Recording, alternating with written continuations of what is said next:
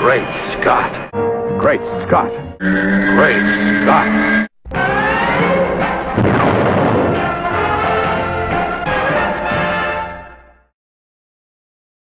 Hello everyone, and welcome to another edition of Great Scott, and one of the most exciting times to be a Superman fan. We have had the third trailer released after another countdown in Kryptonian symbols, which began with a static-filled image of Zod. Who knows if it was really Michael Shannon? Who knows if it's really going to appear in the movie, or if it was just part of the viral marketing campaign online, and that it was just something to whet our whistles that made us excited to see a kind of a badass Zod. And you know, if you don't like the word badass, then tune out right before I say badass the first time, and you won't be offended. But he sounded great. He sounded scary. It was creepy. It was dark. It was in static, and we get to see that Zod really means business just by that little ultimatum that he issues the Earth and then Kal-El, saying that he should surrender, otherwise he's going to see the consequences happen here on Earth. And then, of course, a new countdown started on iwillfindhim.com or .org or somewhere. And the countdown was the Kryptonian symbols once again. People decoded that it was going to be Monday night around 8:16 or so, and at around that time we were retreated to the third and probably most spectacular Man of Steel trailer to date. And many people that I've already talked to and seen posting online and on different social sites saying that it's the best superhero trailer ever seen. I don't know that I'm going to go that far, because I'm already, you know, I often take a shellacking just for liking Superman in the first place. And one of the things I get from most people who aren't necessarily Superman fans but don't dislike him either is just that, well, you're just saying that because it's Superman. You know, when I explained to people that I kind of really enjoyed Superman Returns, there were a lot of things I didn't like about it, but there were also a lot of things I didn't like about Superman the movie or Superman 2. Probably many more things that I didn't like about those two films. They were very silly. They were on the silly side. They were campy. The first half of Superman the movie was a spectacular debut of Krypton and seeing the destruction of the planet. It was very dramatic. You know, him becoming Superman, very dramatic. Pa Kent dying, all that stuff. You know, but then once he got to Metropolis, it lost a lot of that real feel and that drama, and kind of devolved into comedy and camp in a lot of places. But here we have the third trailer for Man of Steel, and I'm hearing many fans crowing about it. And it begins with just simple piano, which we see Jor-El looking at the destruction of the planet, looking at the war going on, and saying, "Goodbye, my son." It is a spectacular. I mean, it's such a touching opening, and it's so amazing just to see. For me, when I hear that, just that simple piano strain, and I'm pretty sure, based on what we've been reading about Hans Zimmer's score, that he gathered a circle of 12 different types of drums, and a simple three-piece guitar, and then we have piano. It sounds to me, and I don't think anybody specifically verified this, but people are speculating and assuming that this is going to actually appear in the movie. This is part of the score. I was exhilarated by this score through a lot of the trailer. You know, it starts off very tender, and it's a very tender moment. We see Jor-El, you know, parting ways with his son, and we see Lara here touching him for the last time as they put him into the capsule. What I really loved about the very, you know, it starts right in, and you know, it opens to Krypton. What I really loved is we see this beast flying through the air. We see mountains. We see a city later on. We see an actual planet, a living planet with that seems to be teeming with life and civilization, but at war. And what I have always kind of not liked about the Donner version of Krypton was that it seemed to me that it was like a planet of 40 people that all lived in a dome, and that it was ice, and that there was nothing else going on there. And yet it's supposed to be a highly advanced technological civilization. So I already love this vision of Krypton, just you know, looking at it in this trailer. And coming up right here is probably my favorite line in the trailer. He'll be an outcast. They'll kill him. It's simple, and he goes on further to explain he'll be a god to them, and the idea being, what could they do to him? And he doesn't know about kryptonite, and at least for this first movie, from what we're hearing now, Snyder doesn't want to know about kryptonite either, which is good, because we've seen kryptonite plenty of times, and it'll be nice to not have it be involved at the moment, just like many people are saying it's going to be nice to not have Lex involved, at least in a big way, from the beginning. So we'll get back to that later, but I just love that, it's just such a simply spoken line, how, and it's fantastic. Be a god to them. And we see him kind of being loaded into it. We see a great shot of the ship taking off. And then, of course, we're crying as the WB logo comes up.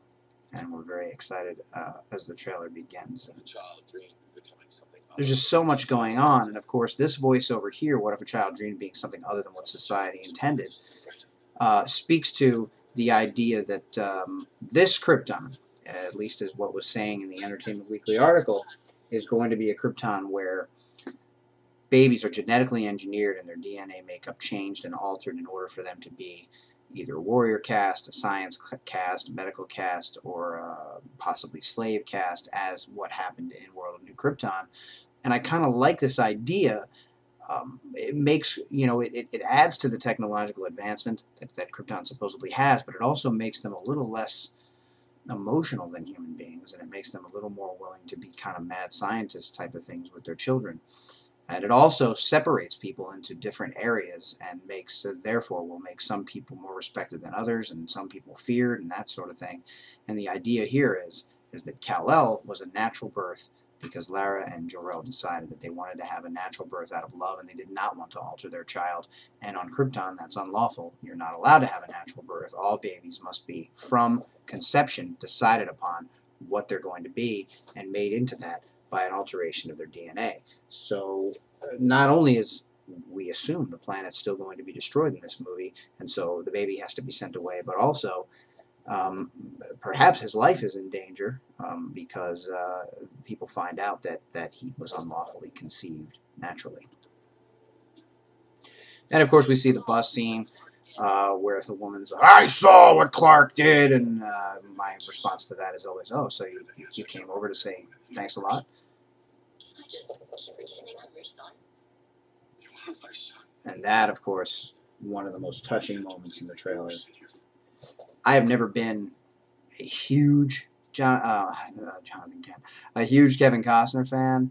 A lot of times I feel like he's kind of one note and just Kevin Costner, but this is a very, very touching moment to me. Hearing that, and of course we had a lot of that going on Smallville for 10 years, where Clark didn't feel accepted. That's the other thing I notice about some of these movies. They did the same thing when Smallville was announced. Never before has Clark Kent been the real guy, while Superman is the creation. It's always been the other way around, seemingly just completely glancing over Lois and Clark, where that was the exact premise. Clark Kent was the real guy and Superman was the creation. Then we had Smallville, where Clark Kent was the real guy and Superman was the creation, and now we have the same sort of thing happening with this movie. I've read he's going to be lonely, he's going to feel isolated, he's not going to know how to handle himself, he's not going to know what he's supposed to do with his life, and never before have we seen that. Well, yes, we have. We saw it for 10 years with Smallville. Not to say that Smallville's the be-all, end-all, and y'all know how I feel about a lot of Smallville, but to come out and say, just like Smallville did, forgetting about Lois and Clark, that it's never happened before is just kind of an outright lie. Or just a display of not having knowledge of what's come before. And even if it takes the rest of your life. And this is here where we see Jonathan being the Jonathan we've all expected him to be, and we all know him to be a guy who is telling his son that he needs to find out what his place in the world is going to be, and that if it even takes him a lifetime to do it, he has to figure it out. And a lot of what happens here with Jonathan should assuage some of the fears people had with that little maybe bit in the last trailer. And here we see Amy Adams, Lois, kind of traversing around the globe, and I get the sense that she's going to have been following him for many, many, at least months, but maybe even years, maybe since she was a very young reporter.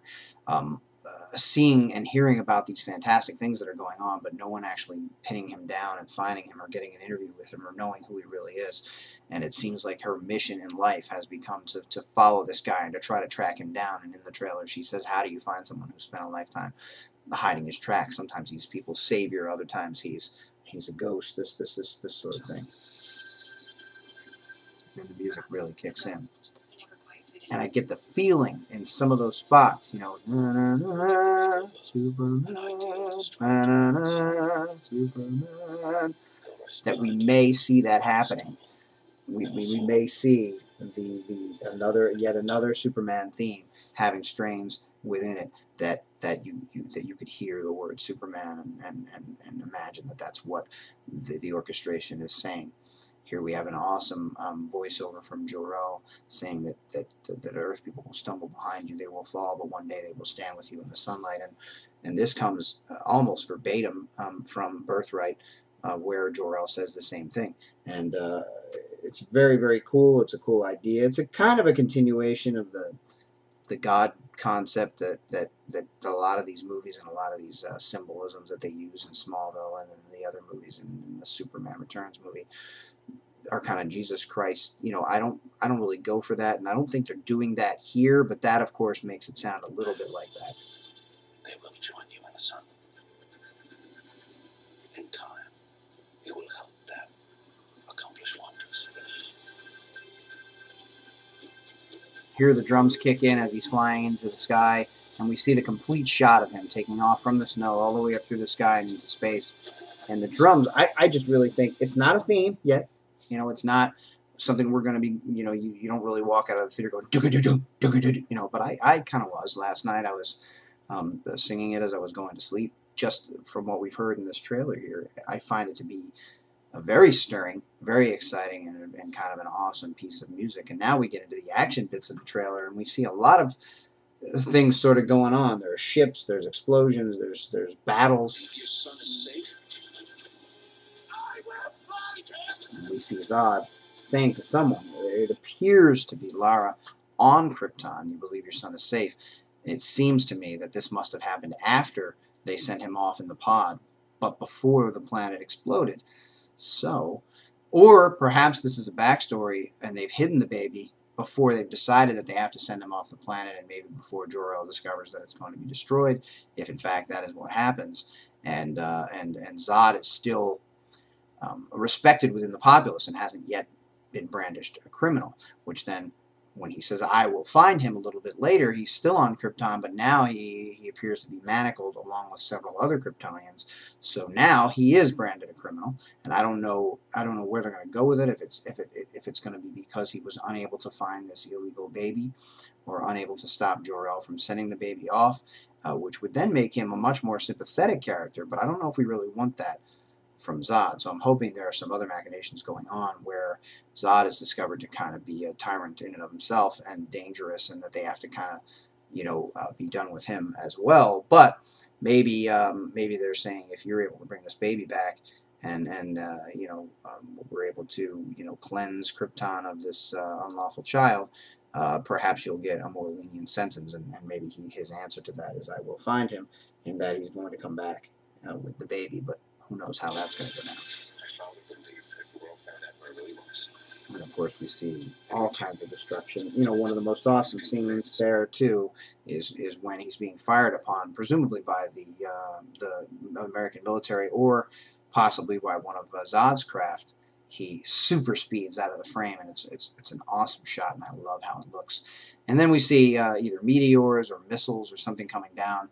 My father was saying that to him it seems like it must be the American military attacking Zod's forces, because they would, and the city's getting destroyed, and they're making threats, and they're killing people, and we have to come down with everything we have, and of course it's not going to be enough. And in that scene, right in the background, if you didn't watch it, go back and check it out. There's a building with the LexCorp logo on it, or LexCorp, depending on how you wish to say it, which is awesome just to know it's there, and that doesn't mean Lex will be in the movie. Although, if you really slow it down and you look at the third floor from the top, you can see a bald-headed man looking out the window with his eyes wide, screaming that there are missiles or meteors or something coming down. Check that out, and let me know what you find. The world wasn't ready for them. And there, of course, was Jenny Olsen. There's a great shot of him flying toward the camera. What's the estimate? And this is great right here. It's done this. But my world, it needs hope. Here it's an S. How about C? Excuse me. And then, of course, we get the coup de grace. The what I think is an answer to fans who've been saying, listen, can we just see him punch something already? It's been 30 years, and even in the original movies, we didn't really see him punch anything. Is he finally going to punch something? And we see him punching Zod, we assume it's Zod, through the air 3 times. And there's going to be a big battle in the sky. There's going to be a lot of flying going on. There's a lot of fighting going on. There's a lot of action, but there's also a ton of heart, as I mentioned, with the Jonathan scene and the Jor-El scene and Lara. There's a couple of things that I'm a little disappointed in, but this doesn't mean that the movie's going to completely ignore them. But we only see one shot of Martha in this trailer, and it's during the, I guess, the tornado scene where he's handing a baby back to a mother. Martha seems to be to his left. But we don't hear anything from her. We don't see any of her character in this. And Laura's just kind of there. She says a couple of words, but again, it seems like the men in Clark's life are going to be the guiding force and the ones that really have a lot to say. And I've kind of been disappointed in that Laura hasn't really ever been shown to have a much more active role. Some of that went on Smallville. So that was a little better, but I'm hoping that there's a lot more to Lara and to Martha than just kind of being there and being the wife of Jonathan or whatever, and being the wife of Jor-El. You know, when I read Last Days of Krypton, I loved the way they kind of made them equals, and they made them both very smart and very integral to the plot. I could have seen that as a movie in and of itself, but I don't know if Hollywood would go for that, being that there's no Superman in it, and a lot of people wouldn't really care to see all these characters we don't really know that well. But I would like to see their story developed, and I hope that the women get to play a huge role. One thing that I'm seeing here that I really like is that Lois seems to be very well regarded. She seems to be very intelligent, very crafty, a little bit snarky. You know, she has this conversation with Superman, but if you look at it, she's also behind glass walls in an interview room with the army outside. So she somehow was able to get inside to interview this superpowered alien that everyone's worried about being here. And she doesn't, you know, as far as I know, she doesn't work for the army, and she doesn't have any particular authority, but she somehow managed to be the one who's going to do the interviewing, unless, you know, it's just a prisoner interview and she came in and they're letting her do it. But I mean, she's sitting in a room at a table where if he was dangerous, he could easily snap her neck or whatever. The other thing that's being speculated is why he's saying excuse me there. And, you know, when I was watching it, I thought he heard something going on outside and that he's going to leave and go tend to it, not the battle with Zod. That's just an out-of-sequence cut that they are showing us there. But it could also be that he just heard someone tick the mic and no one else heard it.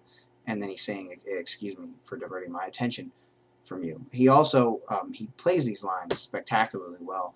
Cavill seems charming, confident, and yet humble in knowing who he is and knowing what he's here for and being willing to submit to these questions and being arrested. I'm sure, you know, there's no way that they could take him in, as Jor-El says at the beginning. How could they stop it? Sorry that this one is so long, but I'm very excited. I love a lot of what I'm seeing here. The battles look great. You know, there's a point where assumedly the Black Zero or whatever starts spewing out tentacles, and there's a battle going on. There's this huge energy ray. We see the Fortress of Solitude, and it looks, you know, awesome. We don't see really the inside or what it really looks like, but of course it looks like it's still an ice structure. But oftentimes it is. It's just very oversimplified in the Donnerverse, where anybody could just walk in and it was just sitting there, and anyone would see it from, you know, that ever went over it in a plane or was anywhere near there. You know, it would be read by radar. I'd like to see an underground thing that there's only a special way to get to, but then it looks like Lois Lane is crawling through a tunnel that might lead to the fortress, so then that would be, you know, but you know, and there's a huge door, of course, that opens up and Superman walks through, and that looks like an entrance to the fortress there. But who knows if that's some way that he has to get underground. You know, at times he would have to use his heat vision to heat up the ice to melt it so he could fly through to go into the entrance, and then he would come out of the water on the other side, which kind of made it so nobody else could get in but him. It's a little like the big giant key that no one could lift, but not as silly, not as golden or silver agey.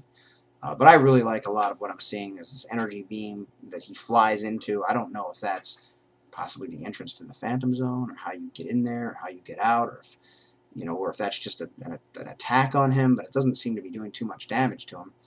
Now, they're not showing him really being hurt in this trailer. We saw him kind of down with maybe blood coming out of his mouth at one point in one of the other trailers. But there's so much going on here, and I've watched it many, many times, and now I've kind of watched it with you again. And I've talked a lot about this, but I'm very excited. Thanks, everybody, for watching, and remember, always look up in the sky.